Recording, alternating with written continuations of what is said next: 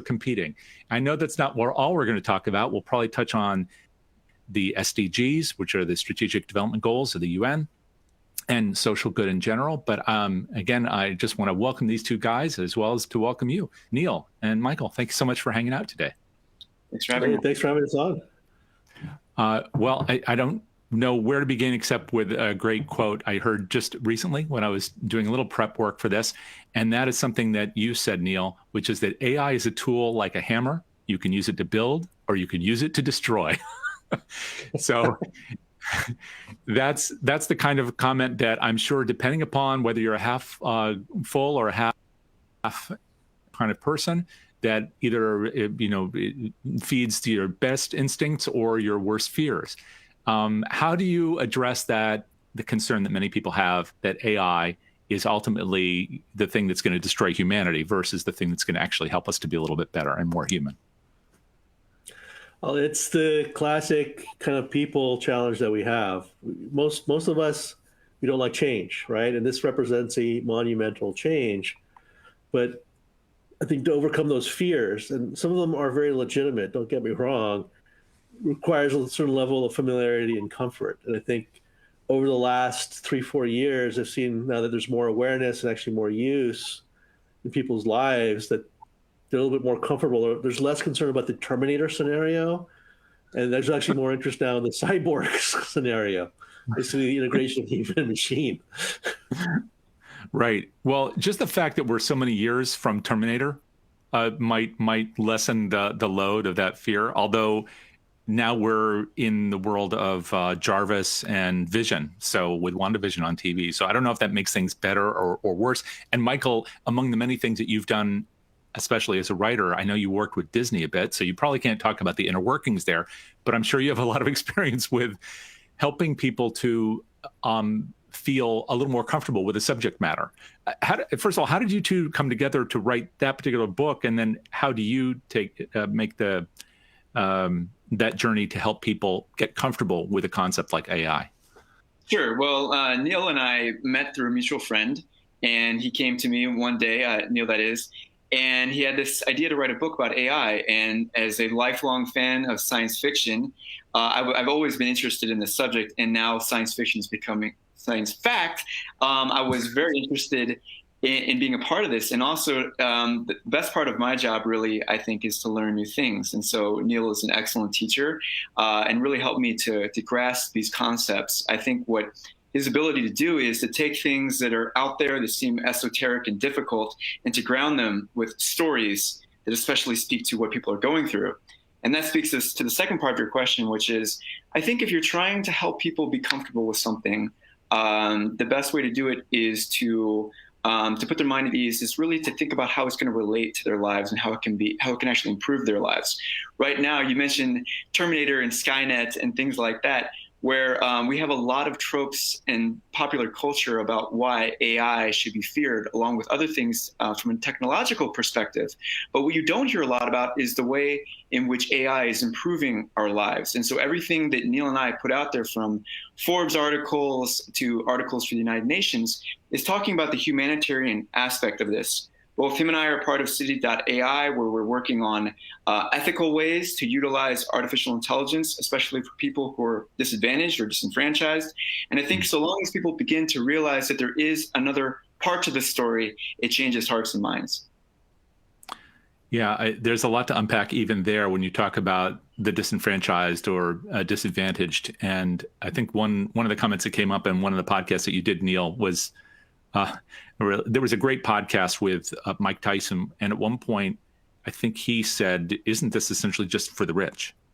And when you're working within something like Watson, I know that's only one universe of AI applications, although it's a pretty powerful one, and it's the progenitor of a lot of this, that it might seem like it's a pretty rarefied group of people making decisions for everybody else. So is that particular fear warranted, that AI itself, the way it's developed, the way it's being made available, is really a tool of the advantaged, the wealthy? Actually, the answer is no. And I think that's what a lot of people find surprising. The whole ecosystem around AI has actually been geared towards the entrepreneur, intrapreneur. They're actually the ones that come with the more innovative or disruptive ideas. They're looking to find new ways where, ironically, the wealthy companies or the big companies are the ones that are just trying to automate what they already have. Now, I get a lot of people like, okay, I get that. That's great. You can help a lot of tech entrepreneurs, but I'm just a regular non-tech person, and I'm just going along for the ride. And this is one of the reasons we wrote the book, was to help people understand that this is actually not the domain of a technologist, right? The best AI startup companies are ones where they actually have the domain knowledge, the industry knowledge. Like you look at like legal tech, the most successful ones were started by lawyers or paralegals. You look at finance, same thing. People that were actually financial analysts. I hate to say it this way. I mean, there's a lot of smart technologists, but how many of them know the day-to-day challenges of a doctor or a lawyer or an accountant? And that's why this whole model is different. It's the melding of the two together. And that's what I really hope people understand, is that you have an opportunity to be the driver. You have the opportunity to shape this future. And it actually doesn't take that much in terms of resources. All the tools out there were actually designed for the average person to take advantage of. Yeah. Yeah. I realized before we jump too much further into the conversation, I didn't ask you to do the simplest thing, although it's not simple to do, and that's to define AI. So, Michael, can I turn to you for that? What is artificial intelligence? And maybe does that definition differ in a sector like the nonprofit sector, where most of our audience works? Sure. I have no idea what AI is. Just kidding. So I say AI is any process or tool or platform that a machine or a program does. If a human being were to do it, him or herself, we would say requires intelligence to complete it. Now, I think that the definition is certainly changing. What we think of AI is evolving from day to day. And so it's definitely, it's a moving target, if you will. And was there a second part of that question too? Beyond defining? If that definition either differs or if it's nuanced. So when you talk to different sectors, like you were talking about, Neil, with finance or attorneys or whatever it is, when you talk with people in the nonprofit world, people whose whole business is, in theory, about doing good for others, do you give some nuance to that definition, or at least help them to understand what AI might mean in this context in the nonprofit world? Yeah, I mean, we do. I mean, we try and actually frame it in the way that it's relevant to each person. I mean, a real basic definition is it's a machine that thinks like a person. It takes its knowledge and its experience and applies it. That's why, if you always wonder what's really AI or not, an AI can try and answer a question we don't know the answer to. And so if you're a nonprofit, we think about things as like, how do I get better outreach for a donor base? Or how do I encourage more people? Or what channel should I use to, share these stories? Or where might people actually need my help? Like you think about refugees, where might they pop up? And so the UN is actually using AI to actually now predict where refugees will actually materialize from based on geopolitical factors, and actually try and prepare in advance. Yeah. So it's like this type of storytelling I think is really important to help each industry, each organization understand what AI is for them. Yeah, this is really important too, because thank you, first of all, for defining AI and then giving it that little bit of additional context. We have the same issue with a word like good in this world, because we can all use a dictionary, but it doesn't mean that we all understand social good to mean the same things. In the nonprofit world, we often think about 501c3 organizations, but we're not the only ones doing this kind of stuff. There are lots of ways that lots of people are working to make their communities or their world better. So when we talk about harnessing AI for social good, what's the first thing that each of you think about as a way that AI can bring good, or however you define good? Well, if you're asking me first, I think that one thing is, from a humanitarian perspective, to think about the ways in which bias exists right now. And so the ways in which some people are kept out of the workforce in terms of the way that they look, their appearance, if they're a man or a woman, their race. And I think that that's one way in which AI, unfortunately, there have been many cases in which AI has been shown to perpetuate stereotypes, perpetuate the inequality that we have right now. But we had a very interesting interview with Kriti Sharma, who was listed, I think she was one of the top 30 under 30 by Forbes. And she's been working on initiatives right now. And we also had her in the book as well, initiatives to help remove that bias so that people have a more even playing field, that they can participate in our economy and to take advantage of these technologies to benefit them in their personal and professional lives. Mm-hmm. Yeah, in fact, I wanted to ask you both about this in the context of the SDGs specifically, because, okay, so first of all, what are the SDGs? Do you mind telling us what they are? So the UN in 2015 agreed upon 17 goals for a better world. And so it's things like zero hunger, better diversity and inclusion, good education, access to health, right, or access to justice. I won't bore everyone with all 17, but there were these really all-encompassing goals that, as the human race, we should try and accomplish these by 2030. Yeah, so a big objectives, huge, and probably most of us, if we saw that grid, and it's really kind of mind-numbing. It is a big grid with these different things defined as only the UN could, and I say that with affection. But the problem with that potentially is, wow, where do I get started? If I'm a little organization serving my community, how do I fit in? Or even if I'm a global NGO, how do I work within these goals and get that done by 2030? There's a lot for all of us to do. But I'm asking you this after your comment, Michael, because the UN did that with lots of great care and attention and thinking, but it did it within the context of a whole bunch of human beings who saw the world from their perspective. So there was a certain amount of bias, if you will, integrated into the development of the SDGs. So even if we all might say those are the right things to do, I wonder if you applied AI to that purpose, would it come up with the same 17 objectives? How is AI informing what we think is the most important work to be done right now? And maybe then how can AI help us to do it? Those are big questions, but Michael, do you want to take the first crack? Well, I mean, I think that Neil, first of all, knows much more about this than I do because he's more involved in the United Nations than I am. So I think that a lot of it should be answered by Neil, but I'm happy to say this, AI is based on, the way that it learns is based on its data. And the way that it's beginning to make decisions is based on the information it receives. And so going back to what I mentioned earlier, because it's training off of precedent in terms of things that were biased in the past, that can skew the way that AI is thinking, if you want to go about it in those terms. And so I think that we need to be careful of, if we're trying to prevent bias, we're trying to prevent the status quo. If we consider the status quo not so good, to use your word earlier, then we need to think about the input that we're giving to artificial intelligence. What is it learning from? How is it being trained? And I think that comes down to being more thoughtful and being kind about how we treat each other. And AI or not, we have our historical precedent has not been very good in this area. And so I think we owe it to each other to think about ways we can be kinder, that we can be more thoughtful in terms of, are we keeping some people out of the conversation? Or are we disenfranchising other people? And once we get clear about that, once we get clear about the input that is training the AI, then we have a chance to prevent bias and other bad things from occurring in the future. If I could add on to that, I mean, AI really boils down to the training.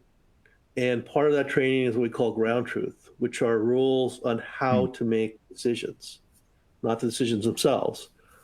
So you start thinking about what is good or what is right, what is moral, what is ethic. It's a very subjective thing. Each of us as individuals have our own kind of code of ethics, right? Forget about countries and regions as a whole. Just between two people, it could be vastly different. And that's the real challenge. If you want to try to look through the lens and say, if AI, why don't you tell us what the Sustainable Development Goals should be? It's going to be based on that training. Mm-hmm. And I'll tell you a quick story, Jay, and how challenging this really is. A couple of years ago, I was asked to speak at the Global Regulators Conference. And so in my keynote, I gave voice to what everyone is thinking, what nobody wants to talk about is whether it's AI or other technology, right? How do you manage that from a good or right perspective? There's no boundaries in the digital age. Right? In China, they use Google Glass with AI. And so a police officer, if they see someone, they know their name, where they live, where they work, where they've been the last 2 hours. And in China, they like that because it's like it helps catch criminals faster. You can find lost children faster. When you try and take this solution or this technology to the European Union or North America, whoa, invasion of privacy, brotherish, right? Yeah, they're thinking about Sherlock. Yeah, exactly. Yeah. Yes. And that's the challenge. If you want to figure out what's right use, you have to have a common definition of right, which means there has to be a baseline moral standard. And I said that during the regulators conference. I said in my keynote, and people were angry. I said it. Right? They're like, "Oh my God, why is he saying this kind of stuff?" And when I was done, nobody clapped, nothing like that. I remember the Secretary General running up to me. He's like, "Neil, it was a very brave thing you did. It was the right thing to do. But you made no friends. You should probably get out of here." Right? the next year, right? I come back. I was invited back the next year, surprisingly. And guess what I saw, right? In the hallways, the regulators were having these little private conversations about this with each other, realizing that we're going to have to come up with some sort of standard. It's not going to be perfect, but we need a universal baseline starting point for everybody. That's the real challenge, right? AI is not going to solve this problem for us as people. We as people are going to have to try and figure this out. Well, wow, we don't even have. Go ahead. Please. If I could add something to that, John Stuart Mill, when he was talking about the idea of utilitarianism, and it's been also been quoted as the horrors of utilitarianism. So the idea would be what is good for the greater good, if you will. And there's a danger with that too. So we saw this with communism as well. Is it going to benefit more people? Does that mean it's necessarily good or not? We don't know. In China, they have a different culture than we do, obviously, in the U.S., and they may think that that's good. That may seem horrifying to a lot of people in the U.S. that don't view that as good. And I think that really reinforces the idea that we need to be having more conversations with this. I mentioned City.ai earlier. I think it's a failure of the previous administration, and it remains to be seen about this presidential administration as well, that we're not talking about this. We're not having a discussion with people about the abilities of AI to make these major decisions in our lives. When it comes to surveillance, or when it comes to police, or even our military, this AI is moving faster than the ethical conversations that we need to be having about it. That seems to be something that's even just with the data that would be utilized by machines through AI. And we have that whole discussion. We've had it for a long time with HIPAA, for example, right? If we have data as we do, data available to doctors, who owns that data? How can that data be shared, if at all? Those rules are not universal rules. And that's true for lots of things that are used in the nonprofit sector and fundraising. For example, real estate data, very freely available here, not so in Canada. Information on securities holdings should theoretically be available everywhere, but then that's much more of a commercial concern about whether or not you can get insider data. There are all these things which seem to be very fractured from place to place. So you have that kind of moral and ethical issue, and then you also just have the practical issue about, is it available and can I get it? How is it that we can get people to have the discussion that you were trying to have them have, Neil, at that conference, and get people to buckle down and say, what are the things we have in common that we need, and where can we agree, even if we sometimes disagree, to work together because it's in our universal interest? It's a risk question, or it's a risk discussion. And that, ironically, is the problem, is that when most people hear risk, they think bad things, right? Risk by definition is neither bad or good. It's just an uncertainty, right? So we have positive risks and we have negative risks, but we've essentially taught ourselves to only think about the negative risks and never balance that out with the positive, right? There's always some balance, moderation, trade-offs here. We talk about self-driving cars, for example, and we worry about like the trolley problem, right? If it's going to have to hit one of two people, who does it hit and kill? We spend a lot of time discussing like these scenarios that are like 1 in 100 million of occurring, and that even a human driver probably couldn't react fast enough, right? And we focus on that because we worry about it, but we're also kind of scared of it because now we're making a moral decision up front rather than reacting to it. But on the opposite side, we don't talk about some of the benefits around self-driving cars. So worldwide, there's 20 million people a year that die or suffer permanent horrific injury from auto accidents.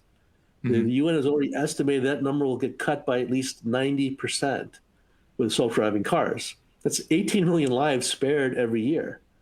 So we never talk about that side of the equation, right? And I'm not saying we only need to focus on that side. We need to focus on both, but because we don't do both, we don't get the clear picture to try and actually figure some of these things out. Right. Yes, I'm imagining that if it's with self-driving cars, I don't know if rare earth metals are used in that, sort of like they are with phones. And then there's an issue about, okay, we're saving lives here, but maybe we're exposing other people to environmental hazards or workplace hazards there.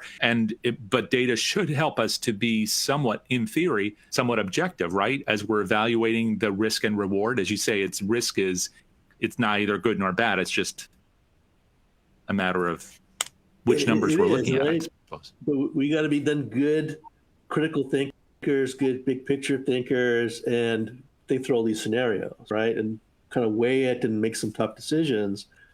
Just historically, we're not good at that. Historically, we basically react, right? Something happens, we react. Something happens, reacts. But change, AI or not, change is happening faster and faster. We're at a point now where we can't wait to react to something. We actually have to anticipate what's going to happen and be prepared for it. Well, in theory, that's where AI should be most helpful, right, Michael? I mean, if we're able to anticipate, and isn't that what the government should be considering too?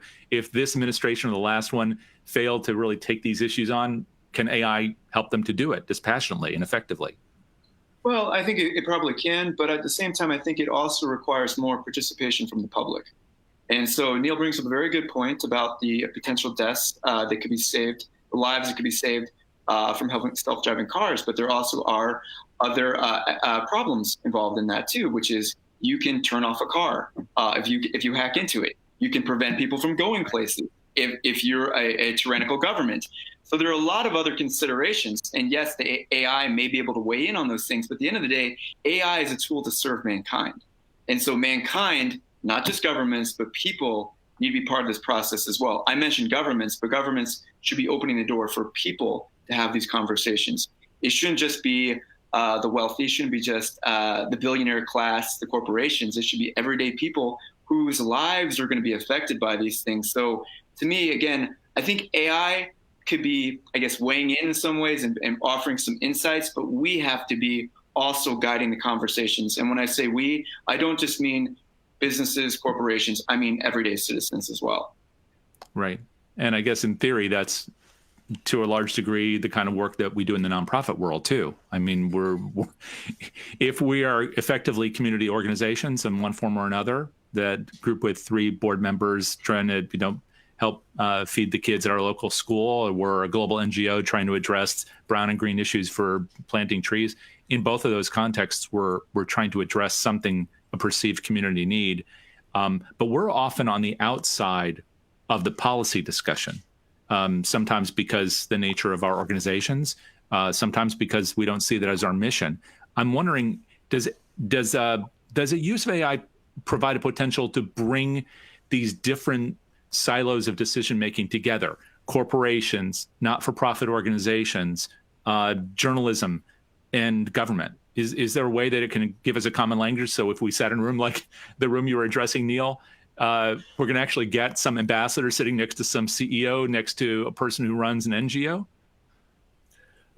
It's helping in providing perspective, right? It's kind of, we've seen actually as AI is kind of forcing the issue on some things in that you need the representation either in the training or in the discussion on that. And otherwise there's a gap. And when it comes with AI, if it doesn't have information, either it's going to, you can either assume something or it can ask the question. How it gets built. And so we're seeing some of that. But what you're talking about, Jay, is again, it's a people challenge. It's a mindset. One of the big things I work to do for the UN is actually build out these ecosystems, these partnerships, that developing policy, regulation, legislation. It's not just the policymakers or the government officials anymore. You need the other people at the table participating because they provide the understanding, the perspective of what's going on. That's why you need the technologists. You need the farmers, if you're talking about agriculture, the doctors, you need to bring everyone together to actually now figure these things out. Otherwise, I've seen it. You're going to get some academic institution, very noble thing, and says like, well, we've come up with a set of guidelines for technologists to use AI responsibly, and here's a 117-page document they need to go through every time and checklist. And it's like, well, no one's going to read that. Let's just be honest about it. I think there's also one more, if I could add to what Neil is saying there, is I think that one category that we haven't brought in enough in this conversation is creatives, is artists. I mean, if you think about the way that information has flowed, typically, especially in the 20th century, a lot of the novelists, a lot of the musicians, a lot of the filmmakers really helping to shape our narrative and our understanding of the world. And right now, we've said it throughout this conversation, the technology is moving so fast. But first of all, do the artists even understand what's going on? And can they communicate the human values that we don't want to lose in this conversation? What will it mean to be human 20 years from now, 30 years from now, 50 years from now, because of these things? And what are the values that we're trying to communicate to future generations based on the times that we're living in right now? Yeah, that's such a fascinating question. And I wonder if it's sort of like the integration of AI, that it's moving so fast that you're talking about something that's already happening, but most of us have been ignoring. In fact, I don't know if the underpinning of something like TikTok is an AI or not, but they do have this algorithm for what we see. How intelligent is that? I don't know, but it does seem to suggest that creatives are playing a role either intentionally or inadvertently in determining how we see the world and what our role is in it. Can you talk a bit about maybe the media component of this and how AI is playing a role in how we perceive our role as human beings and the creative's role in that? I will tell you, Jay, you're spot on. Creatives play a big role in this. I always believe, I talk about, it's the intersection of art, sustainability, and technology. Right? Sustainability is the goal. Technology is a tool to accelerate reaching the goal. But how do you basically motivate and inspire people? And that's where the art really comes in. And you talk about media. Yeah, TikTok actually uses AI. All the social media platforms use AI, and they take something that's called psychographics. So the AI is actually able to decipher what your hobbies or interests are, even if you don't explicitly state them. And so based on that, plus your behaviors, we'll start feeding you content, right? The problem is that the way we've designed a lot of these AI systems is we want to keep giving people what they like. So all we do is reinforce the existing opinions and the things they see, that they don't get other perspectives. I actually wrote a whole Forbes article on this, saying that, we all live in a bubble. It's a question of how big our bubbles are, right? Are we expanding our bubbles? Well, the problem is with the way the social media companies are using these AI systems, we're actually shrinking people's bubbles, because all we're now seeing is the stuff that we already believe in, and we don't hear anything else, and so we think there is nothing else. That's pretty scary use of this tech. Yeah, Michael, please. Well, beyond that too, and I think that all that's accurate. I also think that there's a meta aspect to the artistic side as well. If you think about it, yes, the technology, AI supporting the technology around, the psychographics, as Neil mentioned, and obviously the artists are participating in it.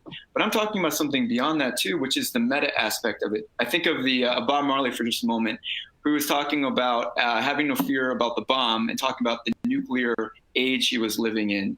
Or Bob Dylan talking about the times that he was living in, who literally said the times are changing. Do we have artists right now that are making these big statements? They're talking about this. Maybe we do. I haven't seen or heard much of it, but I think that we owe it to ourselves to have more conversations as to how this technology is going to change what it means to be human. Wow, there's so much in there. I'm also thinking about the speed of integration of all this that you talked about earlier, because some of this is happening faster than we can even talk about it. And I think, Neil, you said something back in 2016 or something in one of these meetings where you said, well, in 10 years, this AI is going to be in everything. Just like you were just saying a moment ago, it's already in these platforms, all the social media platforms, for good or potentially for ill, as we saw on January 6th. So there's a lot in there. But you said, oh, in 10 years it's going to look like this. It's already been 5 years. Has this kind of exceeded your expectations about integration timeline? Do you see more AI than you expected, or are you noticing it in place where you didn't know it was there? I do. I think it's the integration has been faster than I thought, and some of the places, the acceptance of people, because now you're seeing more AI in like mental health and like artificial empathy that I think a lot of people always thought was the domain of people or humans. Mm-hmm. And when I made that statement, I actually said that I hate the 10-year question because it's really hard to predict, right? Because 10 years ago, there was no Uber or Lyft or Bitcoin, right? We would have predicted what would be around today. And that's what I said. That's why I genuinely believe, even 5 years from now, 90% of everything we use will have some AI component to it. I think that's what surprises a lot of people, because we keep thinking there's things that, well, AI can never really substitute for a human. And that's true. There's lots of things that people do better than a machine, but some of the things the AI does better than us surprises us. And I think you're seeing with the comfort level growing, you're going to see more tapping into that. I mean, mental health, is actually a great one, as well as just healthcare in general, and that we've seen it. Even if it's your doctor of 20 years, that person is more honest talking to the machine than they are that human doctor of 20 years. Just because they feel like the AI doesn't judge them.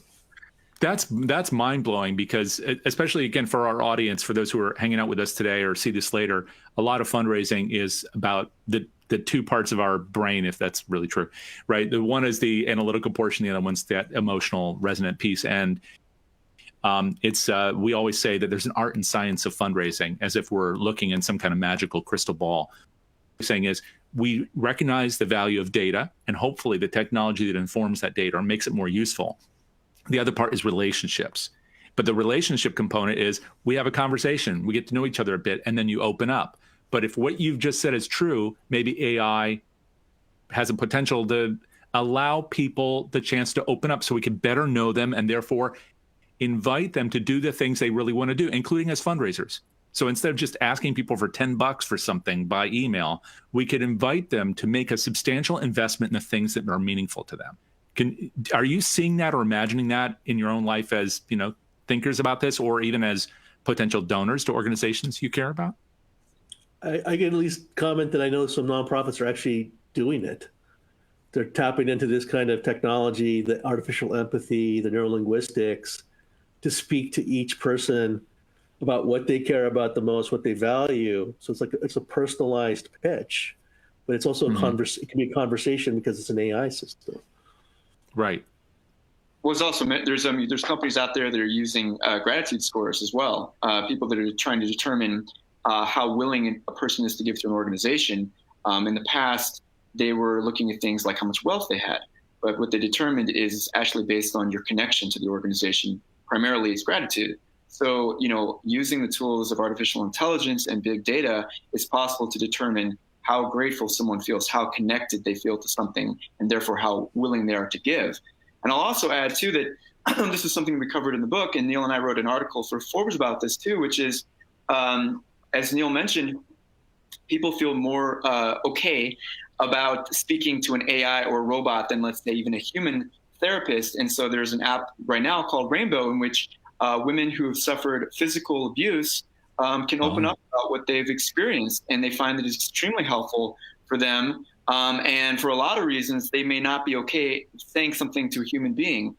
They feel judged, or there might be even repercussions if their partner were to find out about it. But this app allows them to open up about that. And that's one way in which AI really is benefiting humanity. To circle back to our earlier question and conversation, it's not all Terminator. There are a lot of benefits to this technology. Right. No, and actually what you said makes so much sense. And it feeds on things that were even not utilizing AI, like anonymous post boards where people could talk about things, whether it was somebody you don't want to date or how they liked a product or whatever it was. So people felt like they could be a little more themselves because it was anonymous. But But I'm wondering if in all that we, what else it can do to stimulate that kind of conversation where people can get even beyond the confessional to the aspirational. Are you seeing AI work in that way as well to help people see themselves as even more potentially impactful than they would have if they just received some solicitation or some request for time or business? Well, if I could come on one thing. Go ahead, sorry.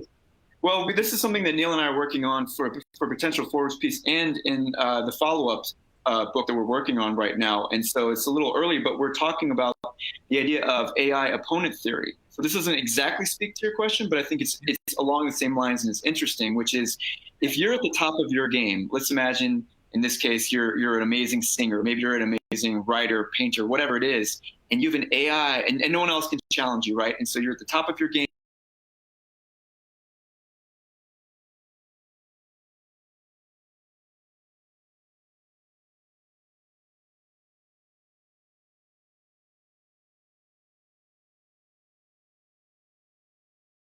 Implication of this technology. Mm-hmm.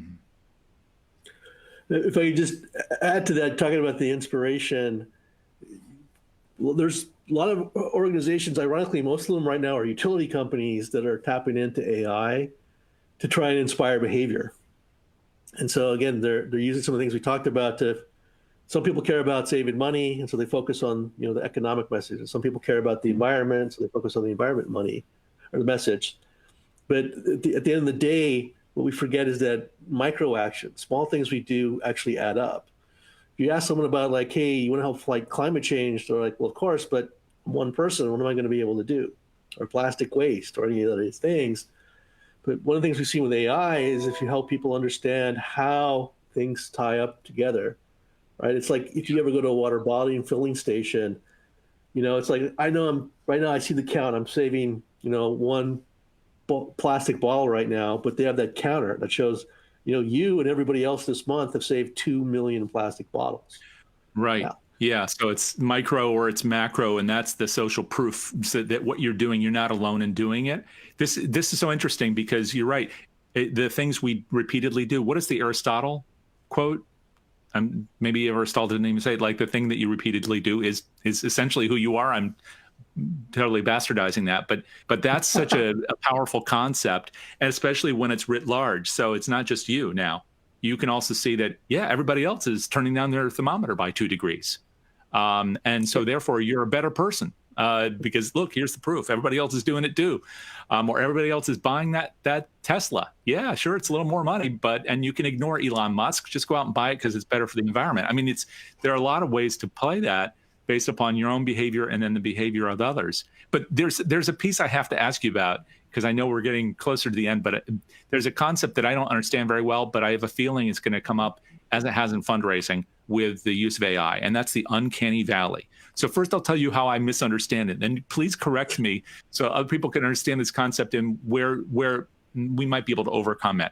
My understanding is, if an AI, let's say a chatbot, we're talking to it, and it just doesn't feel real. It's like, I just told you about my problem, but you're giving me an answer that sounds canned. And you feel like I've been investing a little emotion here with my problem with getting my water heater to work. And you're talking to me like I'm every other person who has a water heater. Haven't you been listening to me? That's my understanding in a way that we get closer and closer. And then we realize, oh no, we're not, that's not human. And we feel now we back away. First of all, is that close to right? And how do we avoid that in our world of nonprofits where everything is based on how we feel like we can be better humans by giving and working with others? Is it okay? I might freak people out, so I'm going to warn them right now here. What you're talking about already exists. This actually goes back to what we were talking about at the beginning of the conversation. We see a lot of this. We know it's kind of going through a script because the big companies are focused on automation. And they're basically automating that script with an AI chatbot. But AI can actually have a very normal conversation, and a lot of that actually exists. And one of the key places it actually is on the dating apps. And this has been around for 4 or 5 years now, where I'm glad I'm married. Man, I'm so scared. Me too. But it was actually studied that I think more than 50% of the profiles like on Tinder are actually bots. And so if you make a connection, these are like AI bots, and they're so sophisticated, they can actually carry a conversation 5-6 levels down. It actually fools most people. Unless you yourself as the human say something totally weird like purple pink dinosaur egg, and the other is like, whoa, what the heck are you talking about? You actually can't tell. That's actually how sophisticated it is. But that's the innovation disruption side. Unfortunately, those guys are using it for bad, but we actually have this ability to do this. It's just that a lot of organizations, even if you tell them you can do this, they think like, well, I don't want people to feel like they think they're talking to a human, or they feel like they're being betrayed, or I got to make sure it seems mechanical-like. That we want to inject that in for some reason. Oh, interesting. Yeah. So I'm gonna change my weekend plans now, I think. Swipe left, hurry. Yeah. All right, so now this is the ultimate question. This is the one you said you didn't want to hear, and I won't use the word number 10 in it, but maybe I'll just quote great President Bartlett. What's next? So what is next? And particularly if you have any thoughts about it, what's next that might impact directly the world of that social good world that I live in? Fundraising for charities.